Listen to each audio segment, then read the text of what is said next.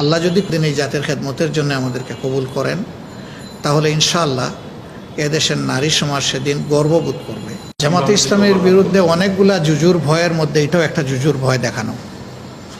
তো আমরা দাবি করে বলতে পারি জামাতে ইসলামী আরপিওর যে শর্ত ছিল 30% মহিলা থাকতে হবে সর্বপর্যায়ে, আমি জানি না অন্যরা কতটা এটা ফিল আপ করেছেন। জামাতে ইসলামী কিন্তু পুরোপুরি ফিল আপই শুধু করে নাই, মহিলাদেরকে যথাযথ সম্মান দিয়ে এর স্টেকটা মহিলাদের অনেক বেশি জামাতে ইসলাম। 1 নম্বর। 2 নম্বর হলো আমাদের ঘরে কি মা বোন নাই? আমরা কি আমাদের মা বোনদের সম্মান দিতে পারি না? যদি আমাদের পরিবারের মা বোনদেরকে আমরা সম্মান দিতে পারি, ইনশাআল্লাহ আমরা রাষ্ট্রের মা বোনদেরকেও সম্মান দেব। এবং আমাদের হাতে না আসলে আমরা মৌখিক বয়ানে এটা বুঝাইতে পারবো না। আল্লাহ যদি দিন এই জাতের খেদমতের জন্য আমাদেরকে কবুল করেন, তাহলে ইনশাআল্লাহ এদেশের নারী সমাজ সেদিন গর্ববোধ করবে এবং সেদিন তারা সম্মানের সাথে সমাজের সকল ক্ষেত্রে অবদান রাখবে ইনশাআল্লাহ। রসুল করিম সাল্লাল্লাহু আলাইহি সাল্লামের সাথে মহিলারা যুদ্ধ করে নাই, রাষ্ট্র পরিচালনায় মহিলাদের পরামর্শ আল্লাহ রসুল নেন নাই, সবই তো নিয়েছে। তা আমরা কি তার বাইরে যাব? এক্ষেত্রে আমাদের স্বাভাবিক কার্যক্রম সকল ক্ষেত্রে অব্যাহত ছিল, সকল পরিস্থিতিতে আমরা বন্ধ করি নাই কখনো, এটা আমাদের চলবে ইনশাআল্লাহ। কিন্তু আমরা বিশেষ গুরুত্ব দিচ্ছি আইন শৃঙ্খলা পরিস্থিতিতে আমাদের যেন ইতিবাচক অবদান সকল ক্ষেত্রে থাকে।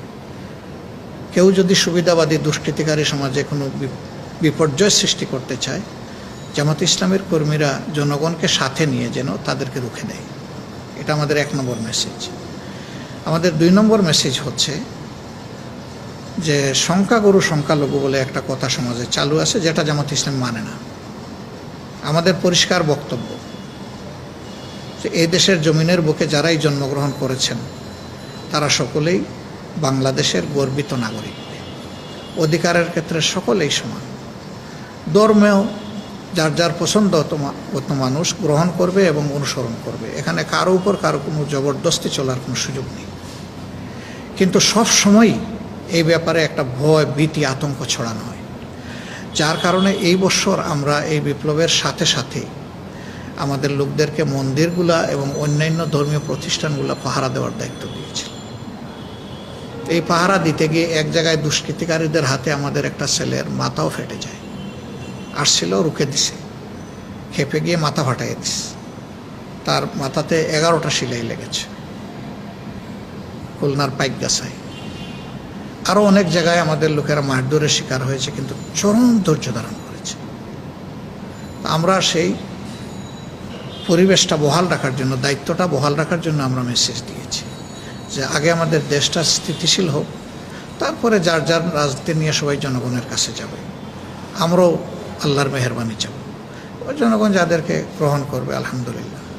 তবে আমি আগেই বলেছি যে বাংলাদেশের কোথাও কেউ বলতে পারবে না যে কারো একটা সুই ধরে আমাদের একজন কর্মী বা সাপোর্টার টান দিয়েছে, বরঞ্চ সেগুলো রক্ষা করার চেষ্টা করেছে। যদিও কেউ কেউ ধৈর্য হারিয়ে অনেক উল্টাপাল্টা কাজ করে ফেলেছেন, আমরা এগুলাকে ঘৃণা করি, আমরা সাপোর্ট করি না। ক্ষেত্রবিশেষে আমরা দৃষ্টি আকর্ষণ করেছি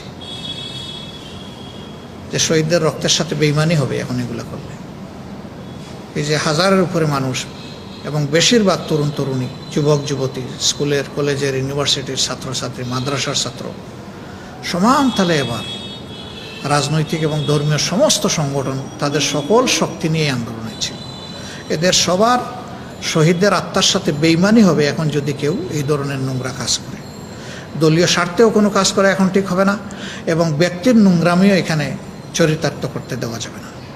এই দুইটাই আমরা মনে করি এই সময় এখন আসেনি। আর নোংরামি, ওই লুটপাট, জমি দখল, চাঁদাবাজি, এগুলা তো সবসময় আমরা ঘৃণা করেছি, এখন আমরা ঘৃণা করি, এগুলোর সাথে আমাদের কোনো সম্পর্ক নেই। আলহামদুলিল্লাহ এই ব্যাপারে আমরা পরিচ্ছন্ন, আল্লাহ আমাদেরকে সাহায্য করেছেন, আমরা পরিচ্ছন্ন থাকতে পেরেছি। তো এই মেসেজই আমাদের জনশক্তির প্রতি আছে যে সর্বাবস্থায় মানুষকে নূতন করে আবার নির্যাতন যাতে। প্রথমত আমি একজন যুবক, তোমরা আমাকে বুড়া কখনো মনে করবে না, তোমরা আমার সাথে একমত? বুড়া বুড়া ভাব যদি এসে যায় তাইলে আর কাজ করা যাবে না। বয়স যাই হোক, বুড়ো চুল দাড়ি সব পেকে গেছে, তাতেও কোনো সমস্যা নেই, কিন্তু আমার মন যেন যুবক থাকে, তোমরা দোয়া করবে। 2 নম্বর হলো আমার নিরাপত্তা নিয়ে তোমরা চিন্তিত হবে না, তবে আল্লাহর কাছে দোয়া করবা। কারণ আমরা সকলেই আল্লাহর কাছে আমাদেরকে সাপোর্ট করে দিয়েছি। মহান রবের চাইতে বড় কোনো হেফাজতকারী নাই, আসমানের নিচেও নাই, জমিনের উপরেও নেই। এর বাইরে তো আর থাকার কোনো প্রশ্নই ওঠে না।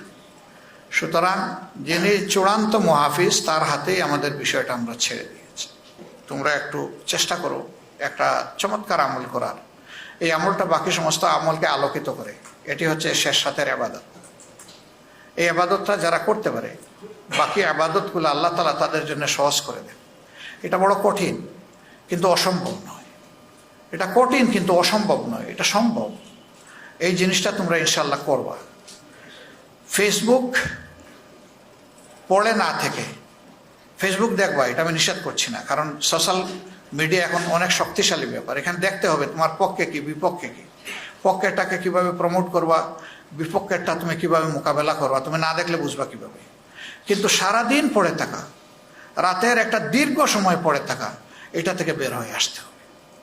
এটা আমাদের অনেক ক্ষতি করে ফেলতেছে। মেধার ক্ষতি, সময়ের ক্ষতি, স্বাস্থ্যের ক্ষতি, চিন্তার ক্ষতি, নৈতিকতার ক্ষতি। এই জায়গা থেকে আমাদেরকে অবশ্যই বের হতে হবে। বের হয়ে এই জায়গাটা আমরা যৌক্তিকভাবে কাজে লাগাবো ইনশাআল্লাহ। আমার আখের কথা, সময় আল্লাহ তাআলা সবসময় অনুকূল হাতে এনে দেন না। সময়ের কাজ সময়েই করতে হয়। আজকের কাজ কালকে করবা, তোমার জন্য পড়ে থাকবে না, আরেকজন করে ফেলবে। এটা কোনো ময়দান খালি থাকে না, হয় সেখানে ভালো গাছ থাকবে, না হয় আগাছা থাকবে, একটা হয়ে যাবে। এখন ময়দানটা আল্লাহ তাআলা অনুকূল করে দিয়েছেন। প্রতিষ্ঠান, ক্যাম্পাস এবং ঘর বাড়ি, কোনো জায়গায় এখন আর কোনো ব্যারিয়ার আপাতত নাই। রবের দরবারে দোয়া করে মহান রব যেন এই জিনিসটাকে দীর্ঘস্থায়ী করে। দীর্ঘদিন আমরা বঞ্চিত ছিলাম। ক্যাম্পাসে তোমরা দাওয়াতটা দিতে পারো নি, অনেকে ভালো করে নামাজটাও পড়তে পারেনি। সেই রকম একটা ভীতির সংস্কৃতি সেখানে চালু করে রাখা হয়েছে। এ কাজ যারা করেছিল তারা এখন বিপর্যস্ত এবং অপদস্থ। আমরা এই সময় কোনো প্রতিশোধ নেব না, কাউকে নিয়ে ঠাট্টা মস্করা করবো না। মানিক সাহেব কলাপাতায় ঘুমাইলো নাকি ভালো জাজিমে ঘুমাইলো, এগুলো আমাদের সাবজেক্ট না। মাঝে মাঝে আমি এগুলো দেখি, তোমাদের পক্ষ থেকে হয়ে যায়, এটা আসলে আল্লাহর দরবারে পছন্দনীয় বলে আমি মনে করি না। কোনো মানুষই বিপদে পড়ছে তাকে নিয়ে টিস করা ঠিক না। পরে আল্লাহর হাতে সাপোর্ট করে দাও, সংশোধনের সুযোগ তাকে সেটা করে দাও, না তাকে চুপ করো। এই যে আমরা ট্রল করি মানুষ মরার পরে এবং এই ধরনের বিপদে পড়ার পর, এটা ভালো জিনিস না। তুমি আরেকজনকে অপমান করবা, সেটা তোমার দিকে ফিরে আসবে।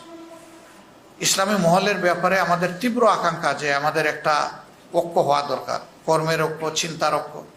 কিন্তু সেই আমরাই আবার ওদেরকে দিয়ে কেউ একটু খুশা দিল আমাদেরকে, বস আমরা ফুঁসে উঠলাম। এটা করা যাবে না। তোমরা নিজেরা করো না, আমি এটা বিশ্বাস করি, কিন্তু আমাদের সহকর্মীরাও যাতে না করে সেই দিকে সতর্ক দৃষ্টি রাখতে হবে। আমাদের কিছু ওলামায়ে কেরামও আছেন যারা মাঝে মধ্যে এগুলাতে জড়ায় পড়েন, কিন্তু এটা ফিতরতান কিছু ব্যাপার আছে। মানুষের ফিতরত সহজে পরিবর্তন হয় না। আমরা দফায় দফায় দৃষ্টি আকর্ষণ করার পরেও দেখেছি যে একই ব্যক্তি আবার বারবার একই ধারায় তিনি ভুল করতেছেন। একদিকে আপনি ঐক্যের আকাঙ্ক্ষা পোষণ করবেন, আর একদিকে সামান্য গুনাহাতা আপনি মানে এড়িয়ে যাবেন না, এটা তো হয় না। মুমিন তো সেই যে তার ভাইকে ক্ষমা করে দেয়, রাতে ঘুমাবার আগে বলে আল্লাহ আমি তোমার গোলামকে ক্ষমা করে দিলাম, এর উসিলায় তুমি আমাকে ক্ষমা করে দাও, সেই তো মুমিন। এই জন্যে মুমিনগণ যেন পরস্পরের প্রতি ঝগড়া বিবাদে আর লিপ্ত না হয়, এটার কবর রচনা হয়ে যাওয়া দরকার। এই বিষয়গুলো তোমরা খেয়াল রাখবা ইনশাআল্লাহ। লেখাপড়ায় মনোযোগী হও, এতদিন পরিবেশ ছিল না। এখন যেখানেই প্রতিষ্ঠান চালু হবে সেখানে তোমাদেরকে মনোযোগী হয়ে নিজেদেরকে তৈরি করে নিতে হবে। Quality, quality and quality. এই quality both materialistic and spiritual, এই দুই দিকের কোনোটাই কম্প্রোমাইজ করা যাবে না। দুইটা সমান তাহলে আমাদেরকে অ্যাচিভ করতে হবে। আল্লাহ আমাদেরকে তৌফিক দান করুন। আসসালামু আলাইকুম ওয়া রাহমাতুল্লাহ।